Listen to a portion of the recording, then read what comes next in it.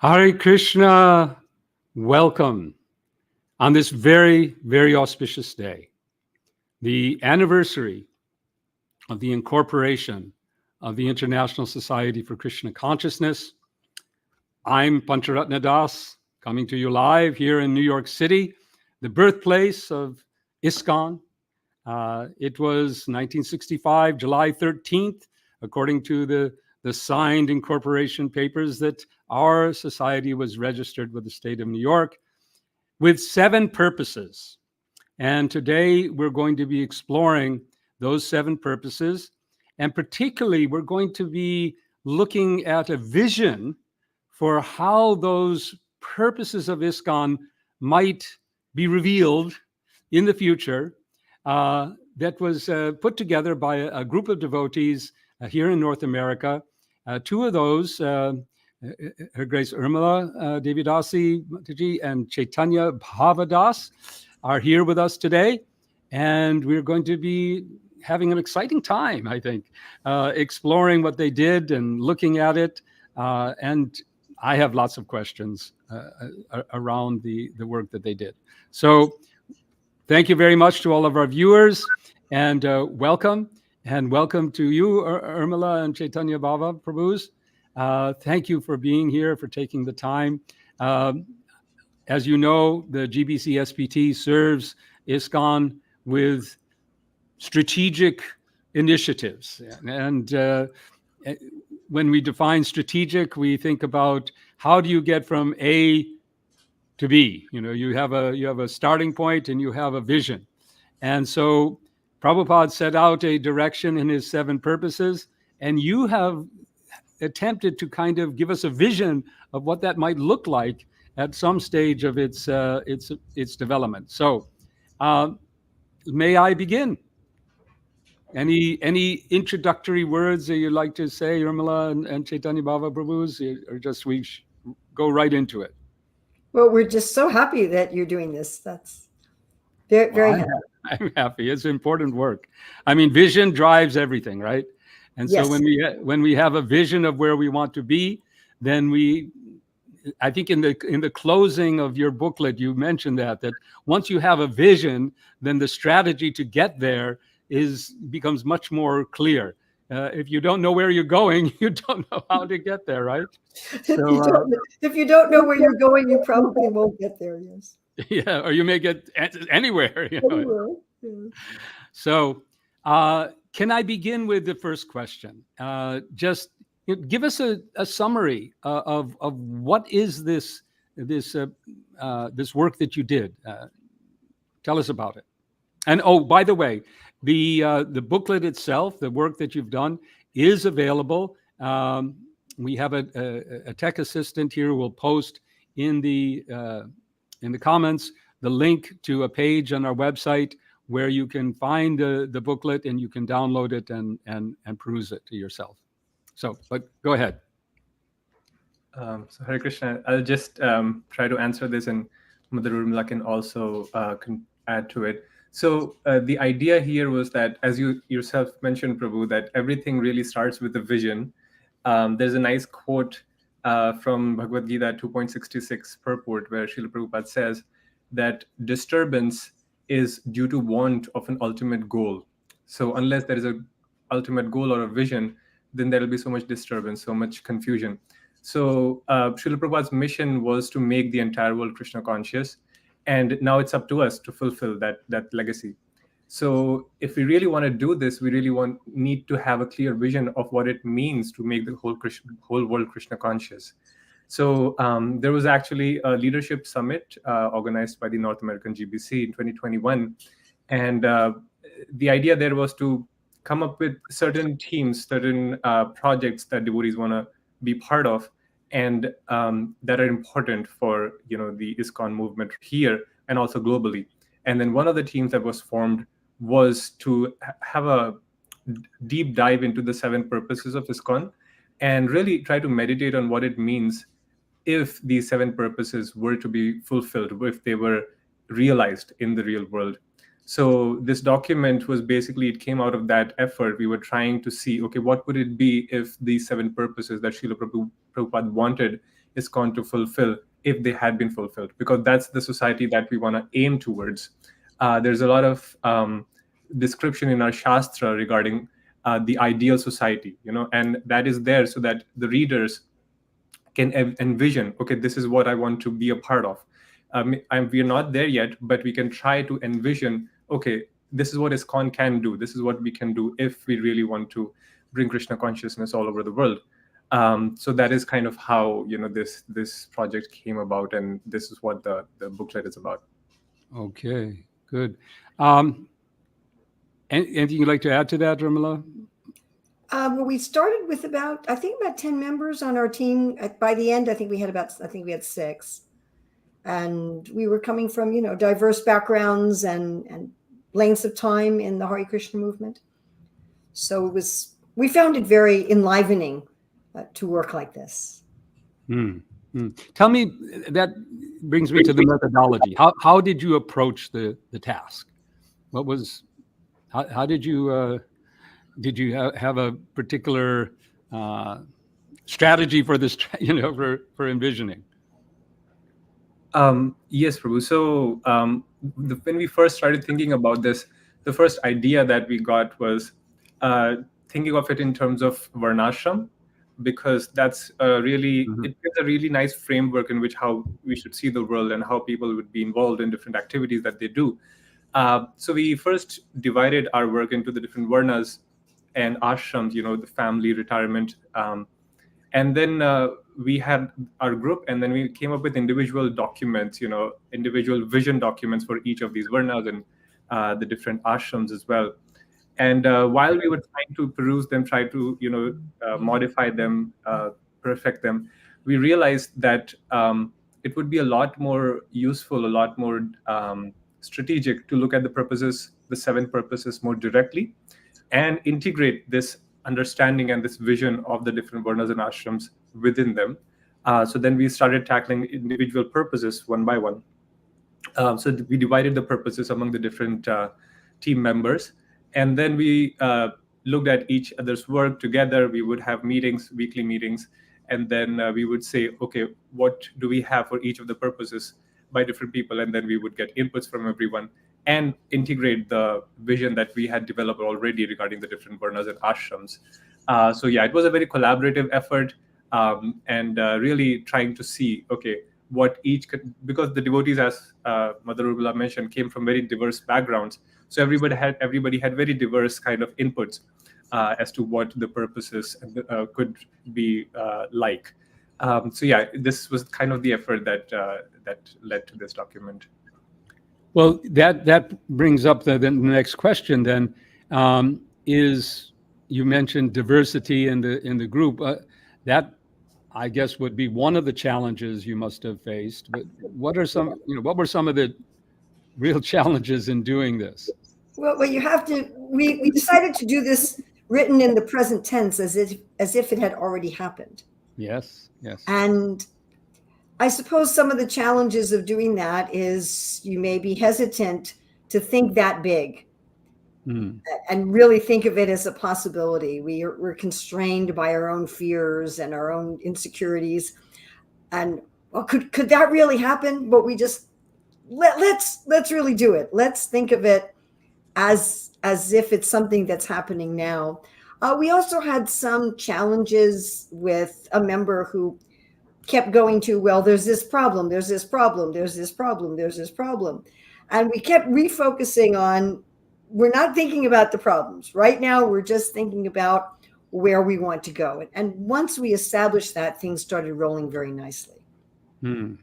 Okay. And I'd like to explore that just a little bit more, because, I mean, when you look at vision, you often do begin with what your problems are today and what a future might be where those problems are not there. Did you still see some connection between current problems particularly problems in the world?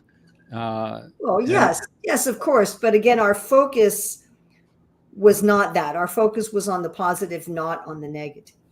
And I found that when been facilitating discussions on this in various parts of the world, people almost universally, with maybe one or two exceptions, will say how refreshing it is to focus like that.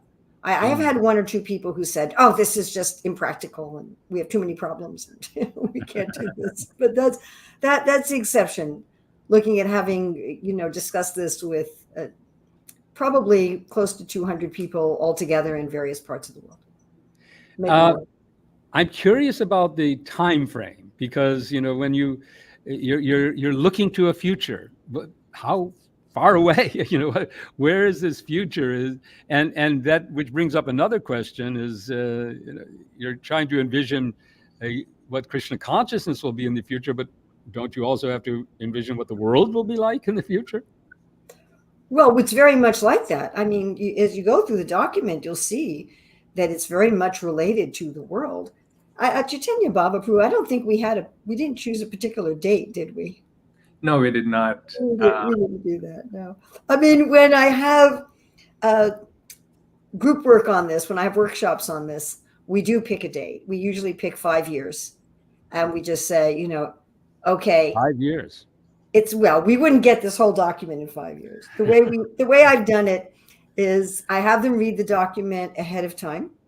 And then we all get together and say, all right, this side of the room is now 2024, let's say. I was also doing this in 2023, but 2022, but like it's 2024. And that side of the room is like 2030, 6 years from now. It's 2030 over there.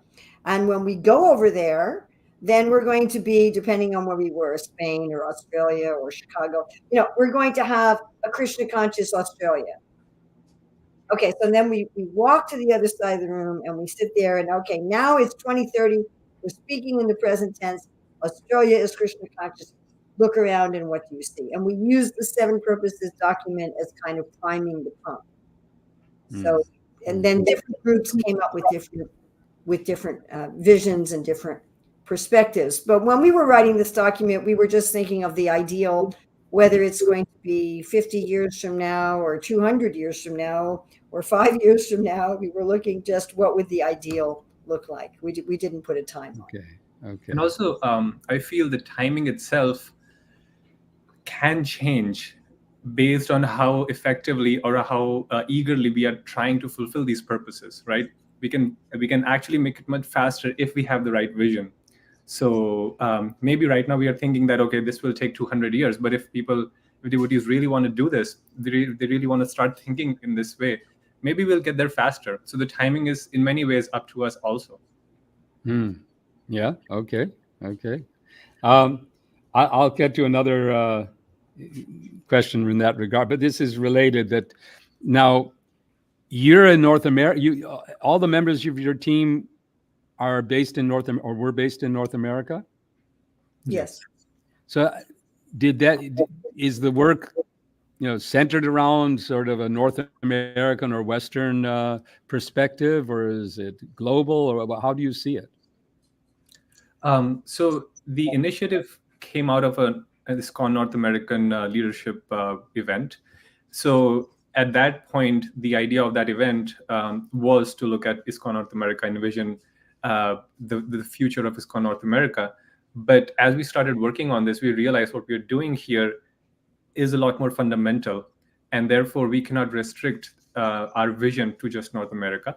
And therefore the document, we realized very quickly, and then we switched our thinking and tried to make it as global as possible, because we want Krishna consciousness to be all over the world, not just all over North America. So if you go through the document, you'll see at many places there are some fine-tunings that are specific, to different countries, different environments, and we tried to keep that in mind. Okay.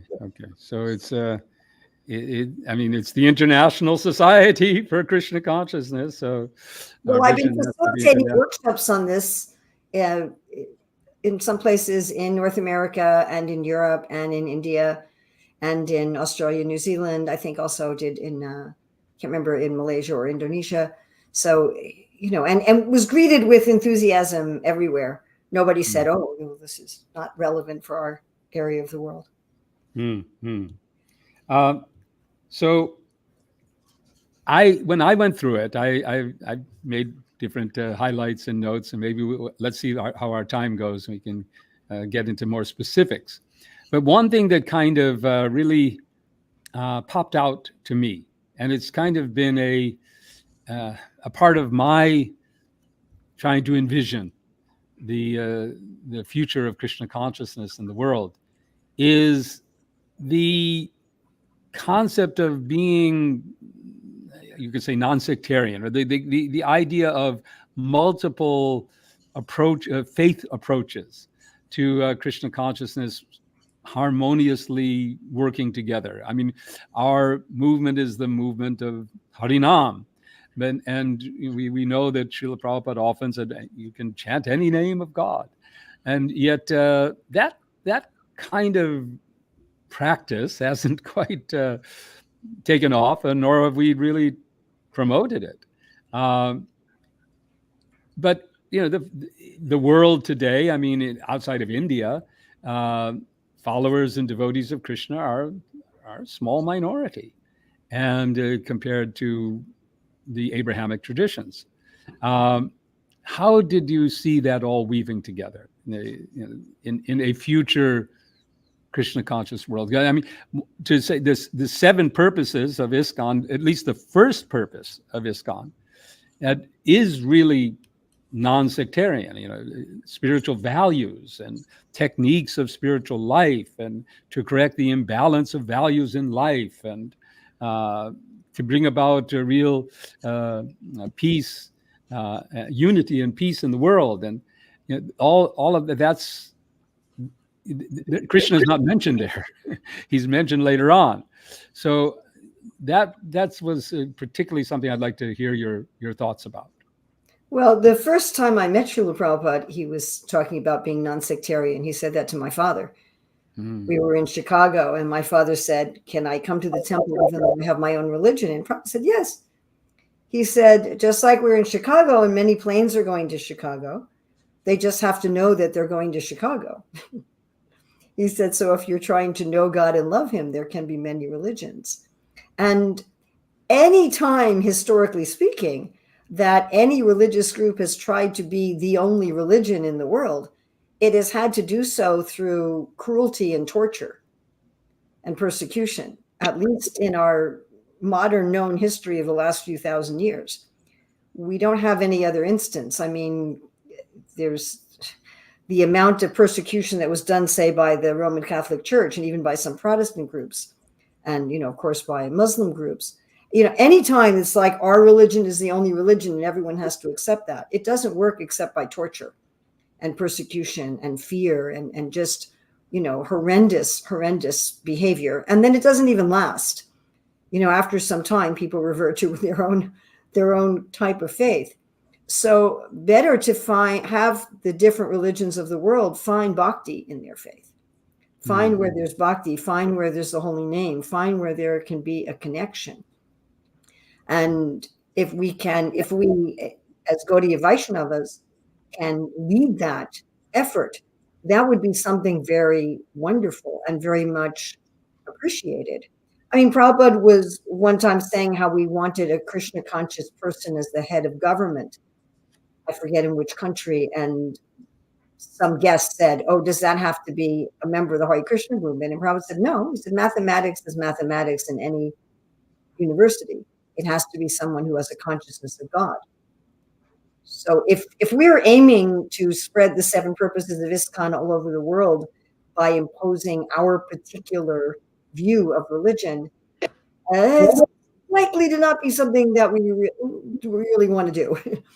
But if we're going to bring knowledge of Krishna specifically to the world, and we're going to bring bhakti to the world, and we're going to bring sankirtan to the world while encompassing various types of faith, that's something that's actually quite doable and would be likely to be welcomed by all but some fanatics.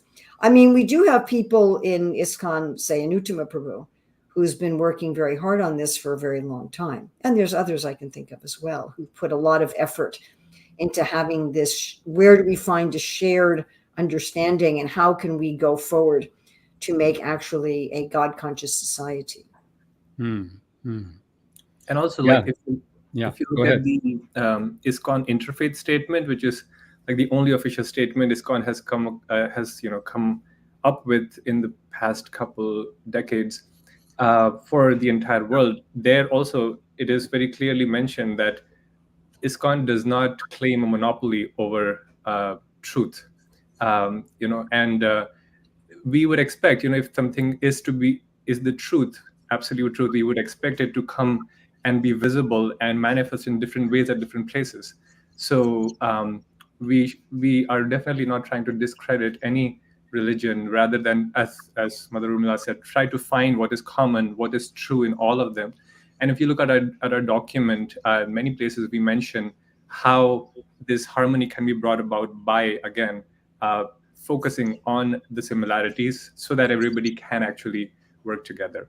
Like chanting of the holy name, which is so common in so many religions.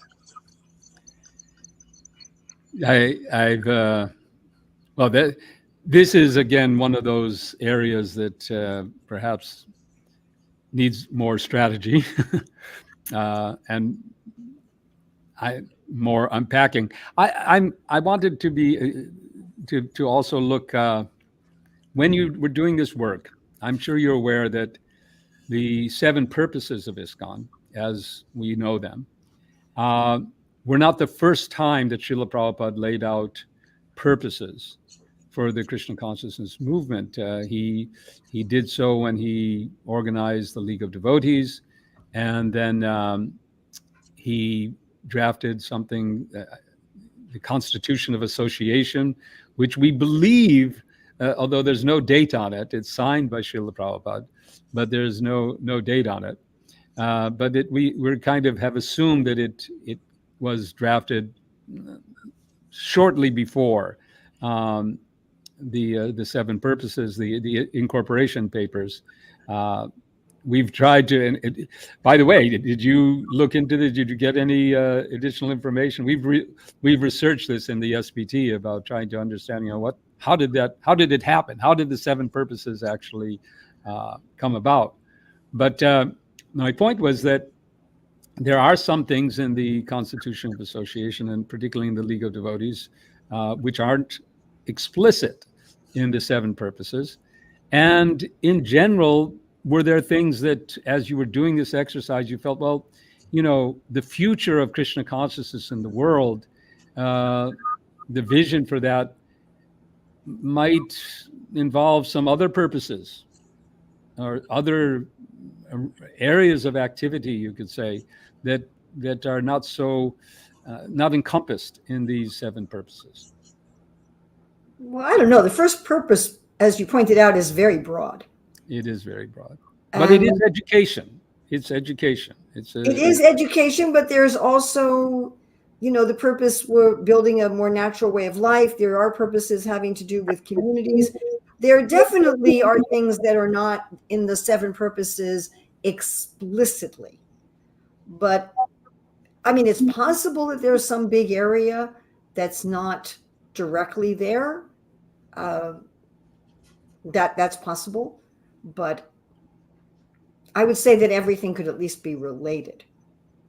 If we're going to talk about having businesses, governments, agriculture, crafts, education, science, medicine, all of those things, as Chaitanya Baba Prabhu said, we started looking at Varna and Ashram, which encompasses everything in society.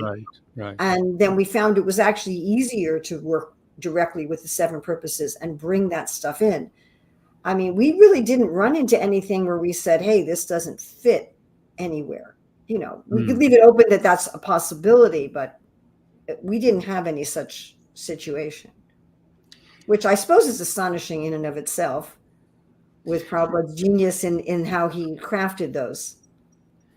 Well, I came across one in my reading that I felt perhaps it was not so explicitly brought out in the vision. I shouldn't say that it's missing from the purposes of our movement, because you could, like you said, you can kind of weave everything into it.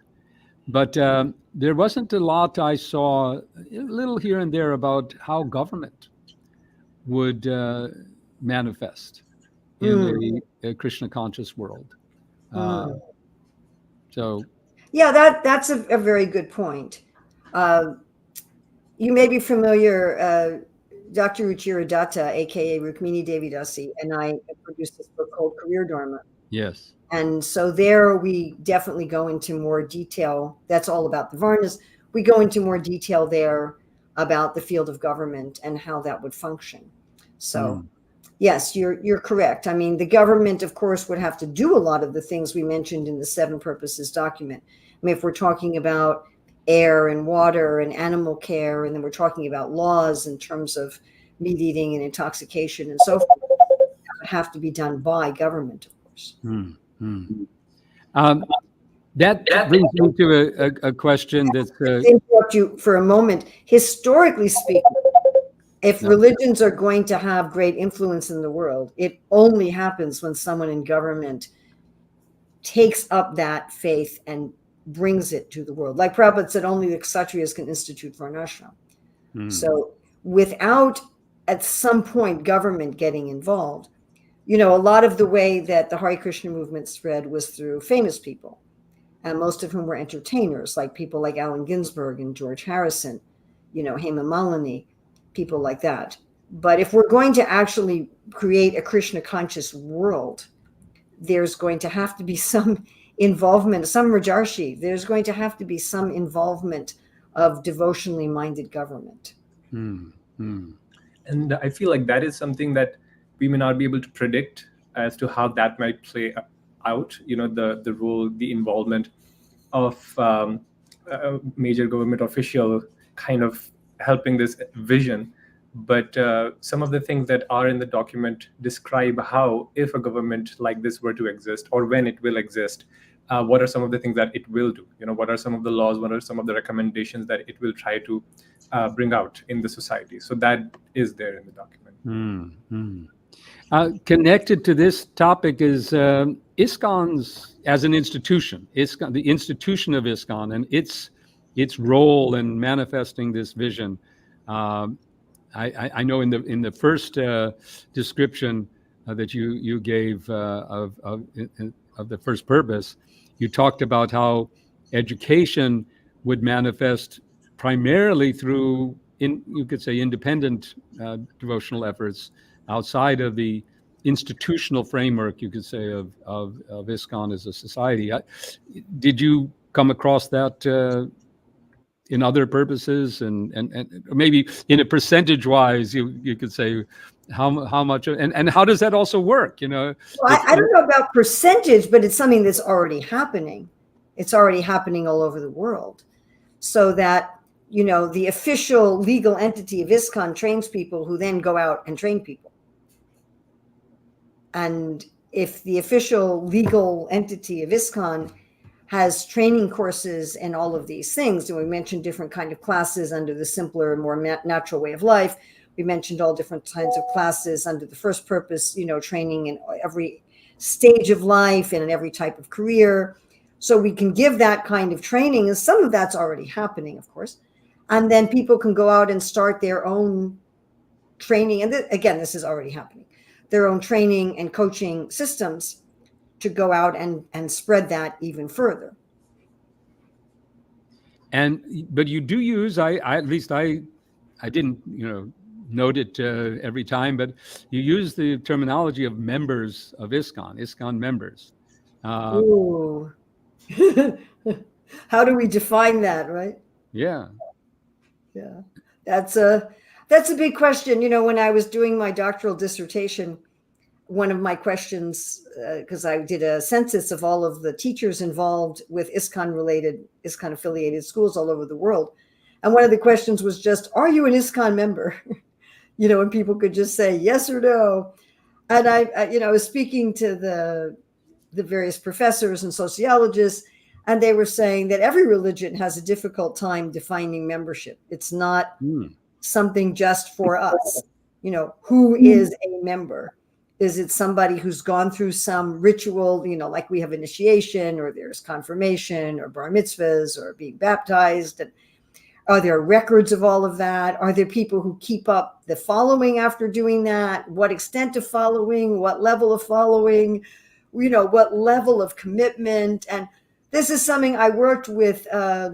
It didn't get finished, unfortunately, but I was working with a GBC committee on unity and diversity. And we were looking at different levels of commitment and then relationship with other organizations and so forth.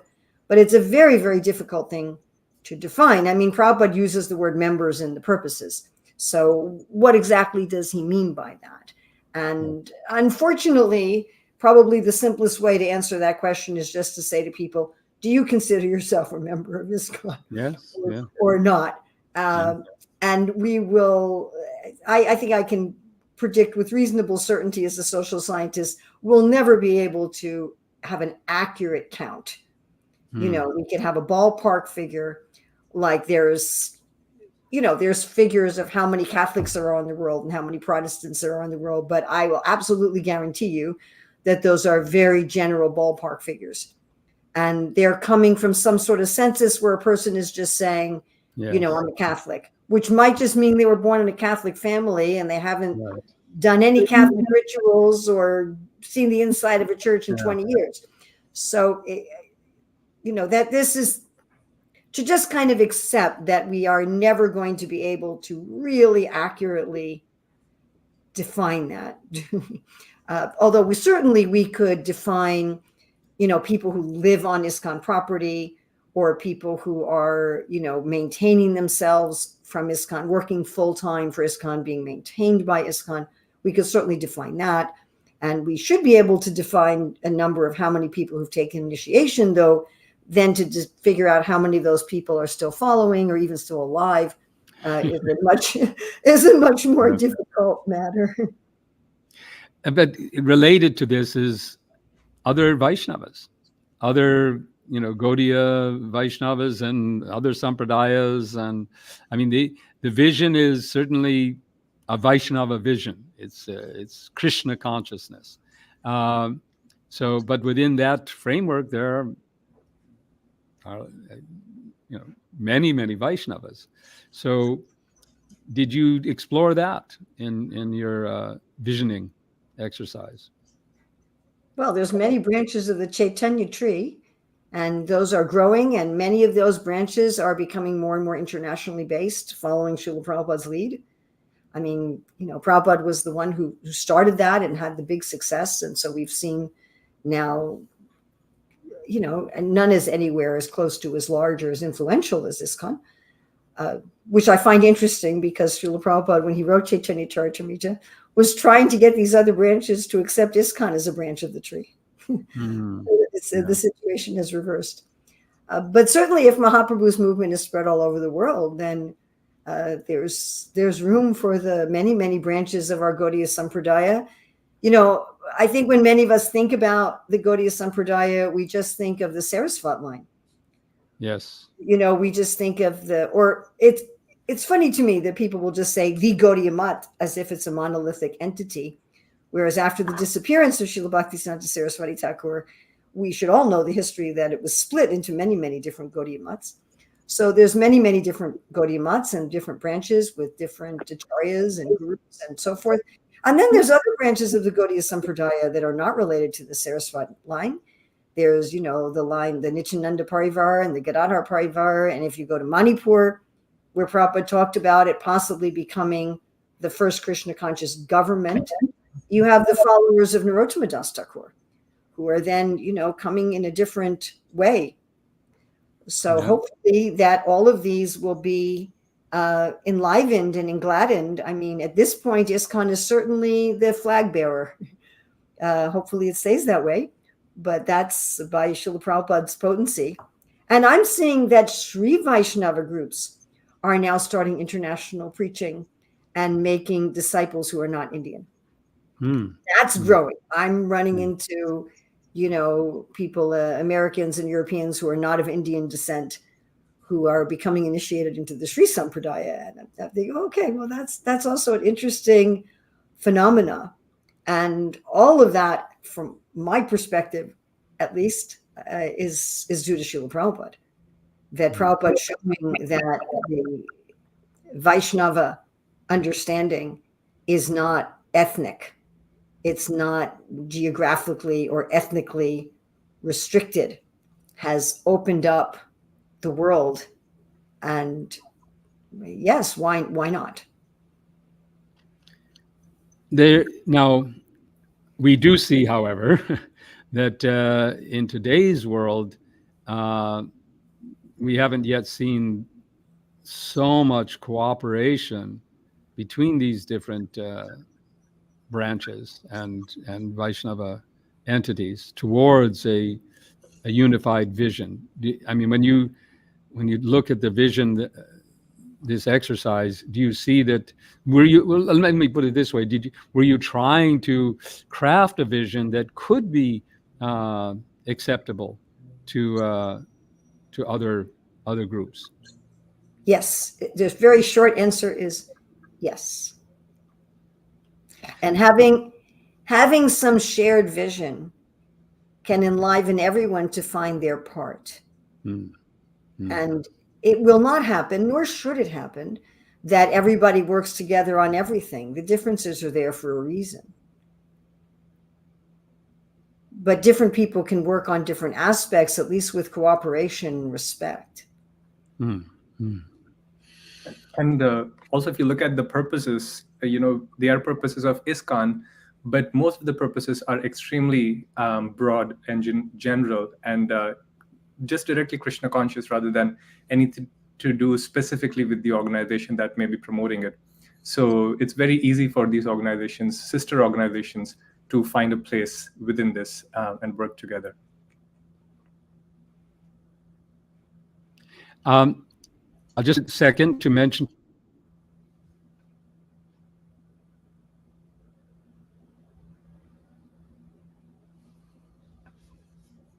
here. Well, we're back. I don't know what that was, but okay. For a minute, at least my screen went a little funny. Yeah, but just to our audience, that we will be taking time in five minutes or so to start answering questions. So if you have a question, you can type it in the comments, either in Facebook or YouTube, and we'll see them, and we can address them. So you can start now if you like. But we've talked about other Vaishnava groups and so on, and we finding common ground and so on. But when I went through this, I'll tell you that in some years ago, I thought that if I ever got maybe I'm incapacitated, I couldn't run around like I'm doing now, and I wanted to write. I once had an idea of writing a novel, and the novel would be set sometime in the future, when at sort of a tipping point future, at a point where the devotees of Mahaprabhu had grown in number to a place where they actually did have close to or sizable numbers and could really exert influence on the governments, etc., of the world. And what would be the reaction? And what would how would it play out with those who were in our terms demoniac, who you really don't want that, and usually those are the people with the guns, and often, and other lots of money and all kinds of things that they could take into use to the agents of Kali, you could say. Did that ever come up? Did you think about, okay? We didn't really, like I said, we didn't really focus on obstacles, Prabhu, because if you sit around focusing on obstacles, you're never going to work out your vision.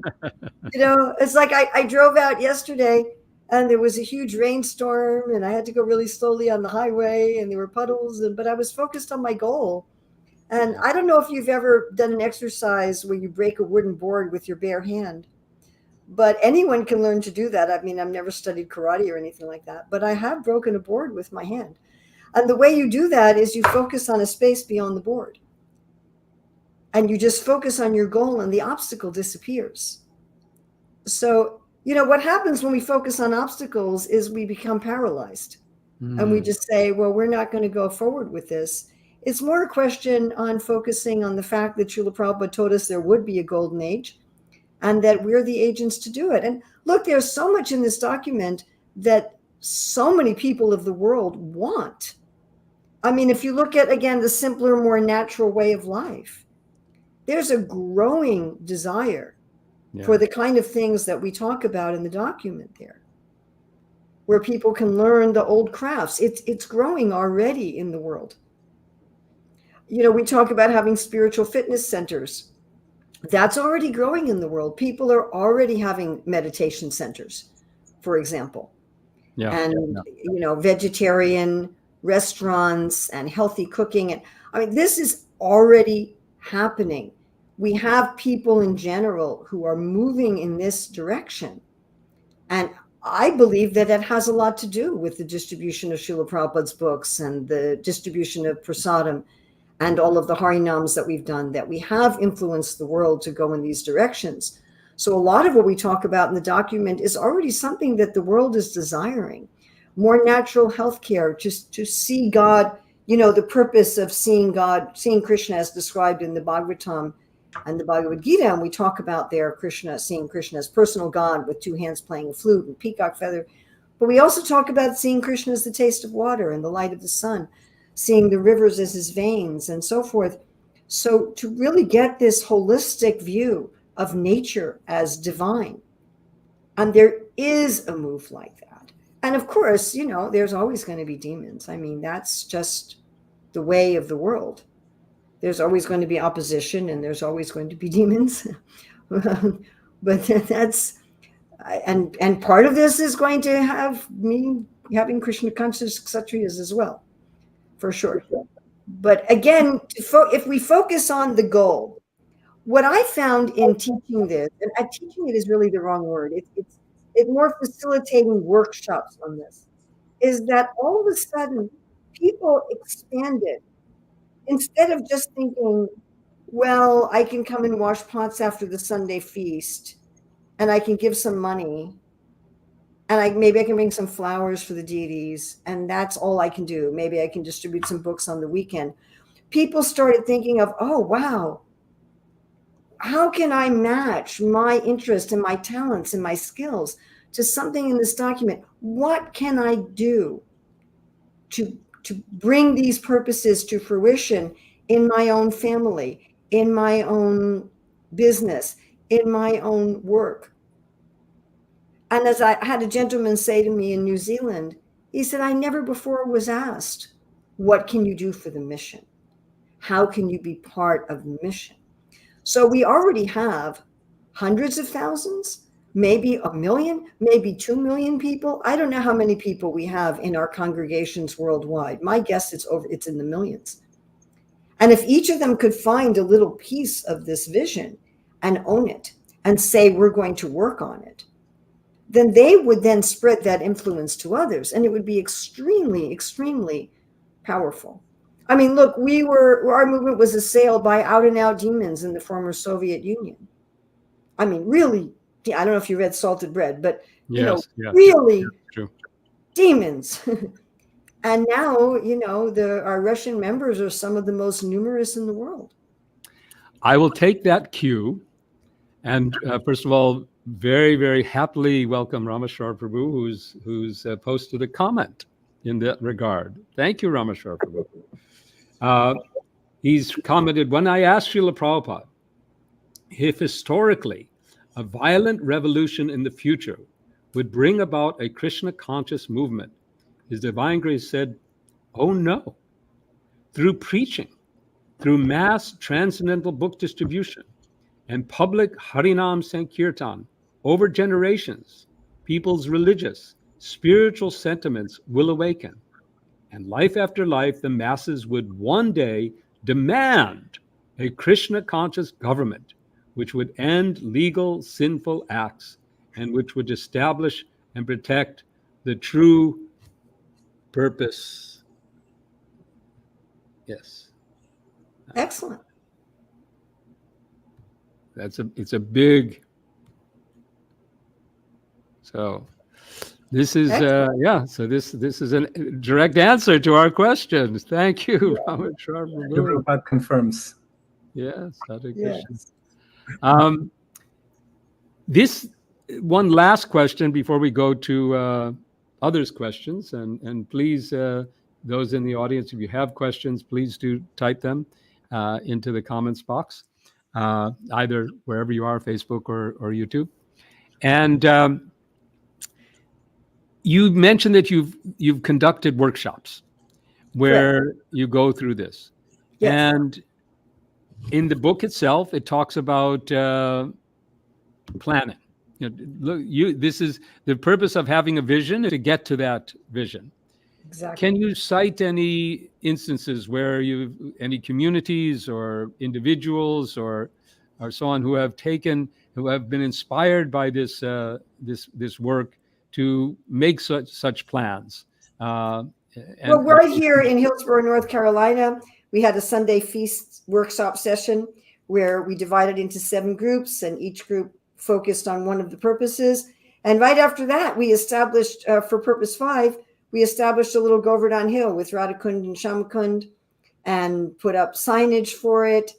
Some of the work also, we already had a devotee care committee, but some of the work from that group went into more informing of the devotee care. When we had workshops in Chicago, during the workshops, the devotees, I wasn't involved with that particular group, but the devotees were doing something with the rooftop and something with the outside gardens, also in terms of a simpler and more natural way of life. So those are 2 I can think of off the top of my head, but I know any place we had this workshops that different groups made certain plans for how they were going to work together. It was one of the ways we ended the workshop was to make plans individually and with groups. Unfortunately, I wasn't in a situation of following up on those because I was moving on to the next place. But that did happen in every single time we had a workshop. And did you any big ones? Like, because some of this vision is big. Did you see anyone coming up with some really? I wasn't focused on that. I mean, that would be a good thing to focus on, to have some workshops where there was real follow-up and real strategy done. Okay, let's pick this piece of it. Who's going to work on it? What's going to be our strategy? What's going to be our steps? What's going to be our benchmarks and so forth? I think that would be a good next step that the SPT could look at. Yeah. I'll tell you, quite frankly, I see in ISKCON many times we're just doing immediate crisis management. Yeah. And I've run into the opposite situation where, I talk to leaders and they'll go, I don't have time to do any visioning because I don't have enough help. And I said, well, if you do visioning, you'll get help. Yes. So, Yes. Yeah. I'm going to start taking some questions. We have devotee Ruchira Datta, who asks, number 5 mentions a holy place, and the text mentions several holy places. How many such holy places might there be? How would these interact with other faiths and the larger societies in the locales where they exist? Oh, such a nice question. And unfortunately, we have the severe oversight in our paper of not mentioning Govardhan Eco Village, which I personally found out about and visited after we published this paper. And I told them they should put a big plaque up at the front there saying, this place has achieved Srila Prabhupada's 5th purpose for the Hare Krishna movement. But even in Govardhan Eco Village, they haven't taken things as far as we put in our document.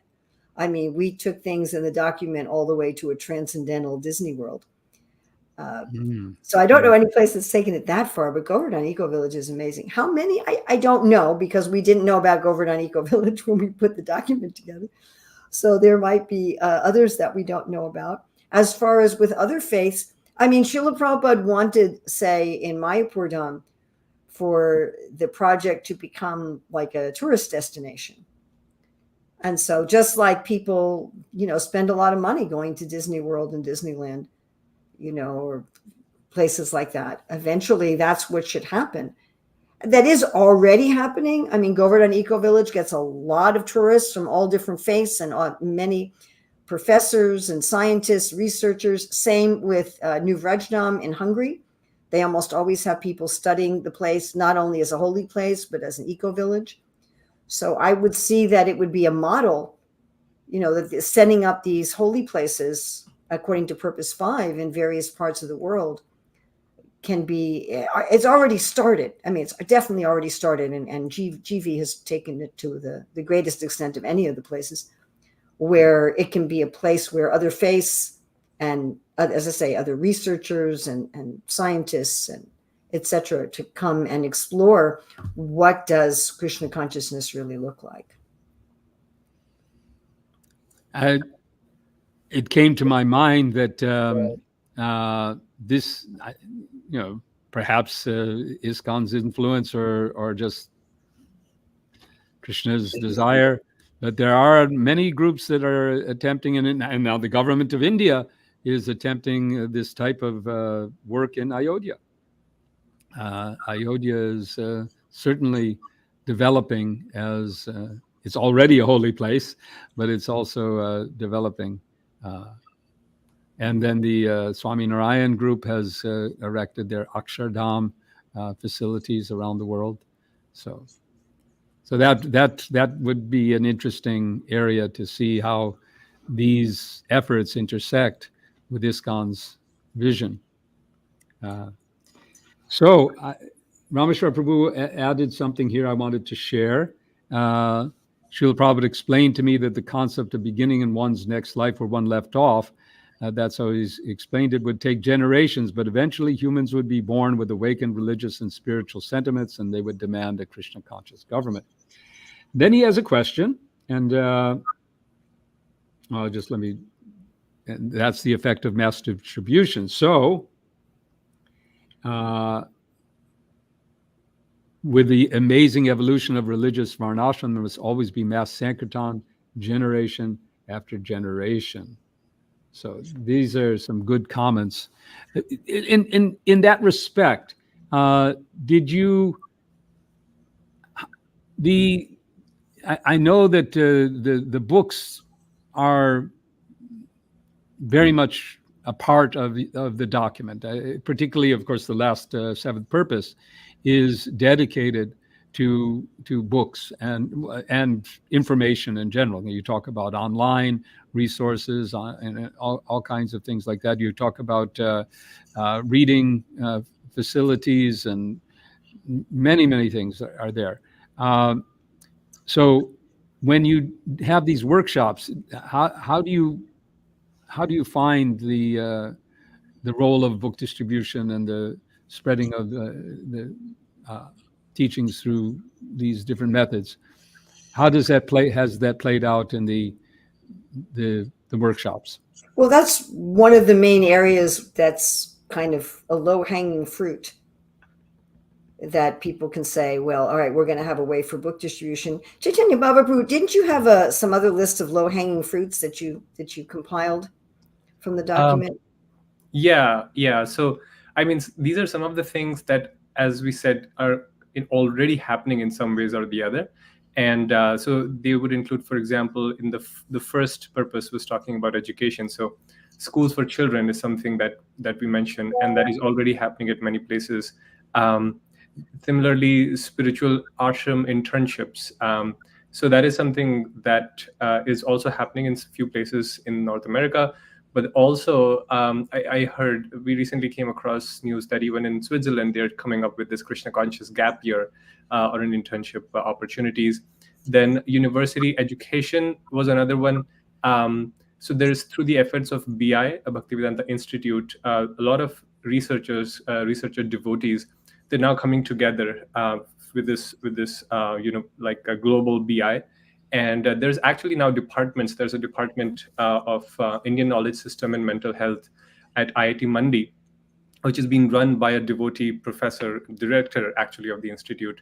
And they're collaborating with other US universities to undertake doctoral research topics on like neurobiology of chanting. There's also some research happening on reincarnation. So, and there's media entertainment, bridge books, festivals that are promoting Krishna consciousness, rural communities, a lot of them already exist. That was also one of the purposes. So we identified some of these low-hanging fruits, which are already in some way, shape, or form existing. And these could be really amazing starting point for people to already see what's going on and then try to replicate that in their part of the world. I mean, what could be done, Pancharatna Prabhu, by the SPT is if there was a website that had this document, and then you could click on certain parts of the document where we know that these initiatives have already been started to some degree.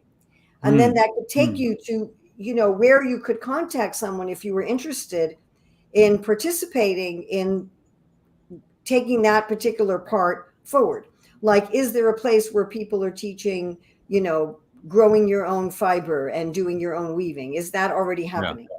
Is there a place in the university where they're already teaching consciousness studies, which is a fact?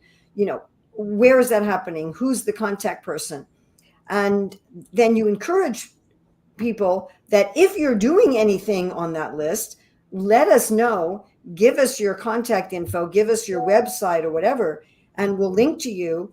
And then when people come to a temple, anyone who visits a temple, we can give them access to this. Here's this website, here's the 7 purposes, here's what we're aiming for, whether it's going to be 5 years from now or 200 years from now, here's what we're aiming for, here's what's already started, and here's where you can link into that.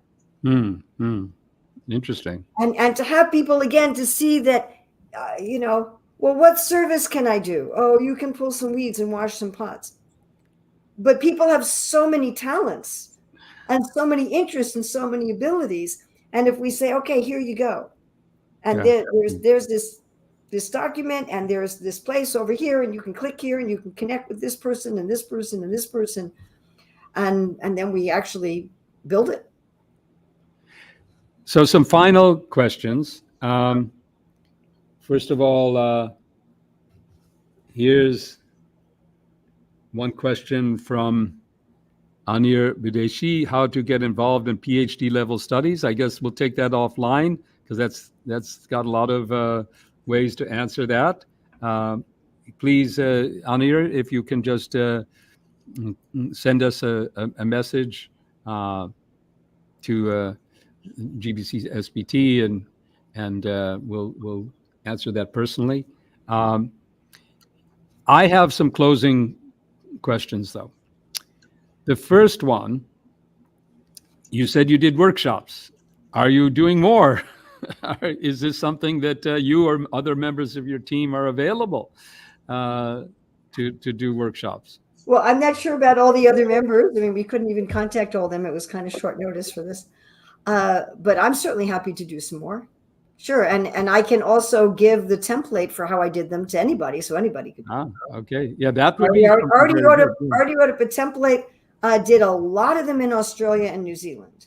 That was the most, was in Australia and New Zealand. Okay. But I've done them in Europe and India and in North America. But yeah, there's a whole template. Anybody could take the document, take the template, and do it themselves. And last question, is this a living document? Is this something that you envision will be, edited and grow or change or get more input? Hopefully, yes, that's the idea. Yeah, that's the idea. The main thing is to shift our culture a little bit, and shift our culture to what is our vision, that we're not just here to get our Krishna prema and run, We're actually here to create a revolution in society. We're here to create a Krishna conscious world. Again, Srila Prabhupada didn't envision this as just taking care of our little personal sadhana. That's there and that's important. At the same time, we really are a very broad-minded mission, and to focus on that and to have, especially our leaders to focus on that. Yes. Where are we going? That every decision that we're making, every decision, big decision, small decision, should be aiming toward that vision, and to be regularly enthusing our members, however you want to define members, to be regularly enthusing our members that we're part of a greater vision. Your children, your grandchildren can fit into it, your aunts and uncles, your friends, your colleagues, your coworkers. There's a place where everybody can contribute to Mahaprabhu's vision and to Srila Prabhupada's vision. Just to answer member, just for everyone's information, the GBC has actually, helped us. This is part of strategic planning and other efforts. We're worked around the world to kind of figure out how did Srila Prabhupada define a member of ISKCON, and give us some basic definitions. And you can find that at the website ISKCONconnection.org, which is a website particularly for the members of ISKCON to register themselves, although registration as a member is not a requirement. Prabhupada never insisted that every member of ISKCON has to sign up somewhere or be in a database, but he wanted a database of all the members of ISKCON. He wanted people's information, and he wanted everyone to be connected. And to be a member of ISKCON, according to our understanding, and the GBC is also the way it's been framed, is very, very simple. It's basically the first thing is you want to be a member of ISKCON. you desire it. It's something that you identify. It's basically a self-identification. And it's when you have accepted the teachings of Krishna as Srila Prabhupada has presented it, when you want to practically support the mission of the society and participate in its activities, you're a member. And you're welcome to the spiritual family of the International Society for Krishna Consciousness. So I do encourage everyone, if you haven't yet registered at ISKCONconnection.org, please do so. You'll get a weekly newsletter with ISKCON News, which is quite nice, and other information from SPT and other places. And so I do ask you also, the members here, to please take the time after this, if you're not already signed up with gbcspt.com, to get newsletters, or we have a WhatsApp group as well to receive information about future broadcasts. We've been, by the way, for you, both of you, and our audience, the SPT has undergone a period of sort of reorganization. There's been a change of membership in the SPT. I've assumed the role as a facilitator, and we're trying to reorganize, and our attempt is to reorganize around how strategy can emerge out of vision and from leaders who are everywhere. We would like to say, you'd mentioned how the leaders of it, but you in the audience, you're also all leaders. Our definition of a leader is anyone who takes responsibility and to do something for the mission of Srila Prabhupada. Then you're a leader. And we want to serve you and help you. And with this and future broadcasts, seminars, workshops, and other resources. So thank you again to Urmila and Chaitanya Bhava Prabhus for taking this time. I'm going to, we'll be in touch. We have our website, we have our groups. Let's keep this going. And we'll be talking in the next few days about future broadcasts around this, maybe starting to get into each one of the different purposes, because in this broadcast we just went into a whole overview, and maybe we could go one by one. Let's look at the first and the second and all of them, because each one, and I really, really encourage everyone to download the booklet, read it yourself, get inspired, and we'll be continuing this exploration of Srila Prabhupada's mission and vision. Thank you very, very much. Hare Krishna. Thank you, thank you, thank you. Hare Krishna. Thank you. Oh, Hare Krishna. Thank you so much.